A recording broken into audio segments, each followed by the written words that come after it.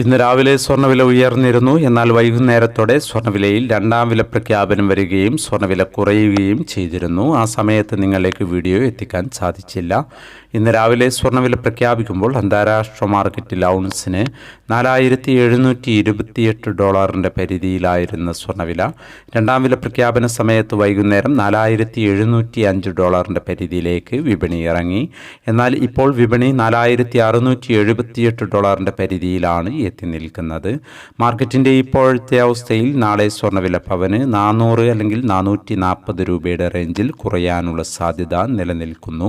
എന്നാൽ മാർക്കറ്റിൽ മാറ്റങ്ങൾക്ക് ഇനിയും സമയം ബാക്കിയാണ് എന്നുകൂടി ഓർമ്മപ്പെടുത്തുകയാണ്. ഇപ്പോൾ തങ്കവില ഗ്രാമിന് കാലിക്കറ്റ് 15,060, തൃശ്ശൂർ എറണാകുളം 15,040 എന്നീ നിലകളിലാണ് എത്തി നിൽക്കുന്നത്. എല്ലാ വ്യൂവേഴ്സിൽ നിന്നും ഒരു ലൈക്ക് പ്രതീക്ഷിച്ചുകൊണ്ട് ഇന്നത്തെ രണ്ടാം വില നോക്കാം.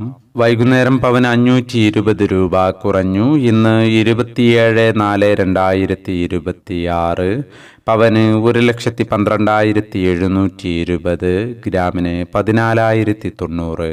ഈ വീഡിയോ നിങ്ങൾക്ക് ഉപകാരപ്രദമെങ്കിൽ വീഡിയോക്ക് താഴെ ലൈക്ക് ചെയ്യാൻ മറക്കരുത്. Thank you for watching.